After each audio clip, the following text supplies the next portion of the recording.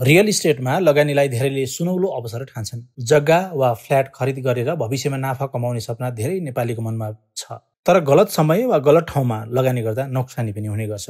यद्यपि real estate विशेषज्ञ ऐश्वर्या श्री कपूरले यस्तो सूत्र साझा गरेकी छिन् जसले 50 लाख रुपियाँको लगानीलाई 10 वर्षमा 50 करोड बनाउन सकिन्छ, त्यो पनि कुनै भवन नबनाई। यो कसरी सम्भव छ त? आउनुहोस् यो रोमाञ्चक रणनीति हामी पनि बुझौँ। ऐश्वर्या श्री कपूर जो भारतकी एक प्रख्यात रियल इस्टेट सल्लाहकार हुन्, उनले भनेकी छिन् रियल इस्टेटमा कमाई समयको सही उपयोग र समझदारीमा निर्भर हुन्छ। उनले सामाजिक सञ्जाल प्लेटफर्म थ्रेड्समा आफ्नो पोस्ट मार्फत यो रहस्य खोलेकी हुन्। उनको सूत्र सरल छ, सही ठाउँमा सही समयमा जग्गा खरिद गर्ने, छोटो समयमा नाफा कमाएर बेच्ने र प्राप्त रकमलाई अझ राम्रो सम्पत्तिमा लगानी गर्ने। यो प्रक्रियाले तपाईको पैसालाई छिटो छरितो बढाइदिन्छ। उनका अनुसार ठूला ठूला प्रोजेक्ट वा महँगा सम्पत्तिको पछाडि दौडनु जरुरी छैन, बरु सानो स्तरबाट सुरु गरेर बजारमा कम ध्यान गएका जग्गाहरूमा लगानी गर्न थाल्नुपर्छ।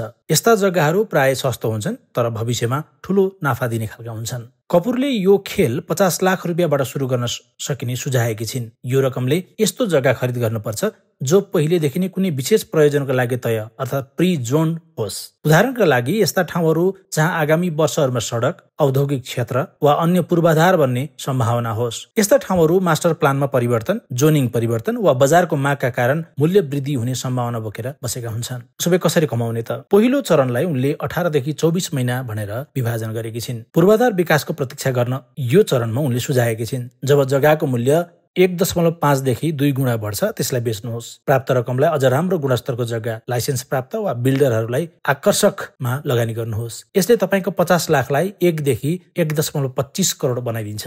दोस्रो चरण, यो प्रक्रिया प्रत्येक 2-3 वर्षमा दोहोर्याउनुहोस्। हरेक चरणमा राम्रो जग्गा खरिद गर्नुहोस्, बेच्नुहोस् र अझ उत्कृष्ट सम्पत्तिमा लगानी गर्नुहोस्। तेस्रो वा चौथो चरण, अब तपाईँ केवल लगानीकर्ता मात्र रहनुहुन्न, तपाईले संयुक्त उद्यम अथवा जोइन्ट भेन्चर बनाउन सक्नुहुन्छ। ठूला खरिदकर्ता वा बिल्डरहरूलाई आकर्षित पनि गर्न सक्नुहुन्छ। यही चरणमा तपाईको लगानीले ठूलो छलाङ मार्छ। कपूरको भनाइ छ, रियल इस्टेटमा तपाईले के खरिद गर्नुभयो भन्दा पनि तपाईले कसरी खेल खेल्नुभयो त्यो महत्त्वपूर्ण हुन्छ।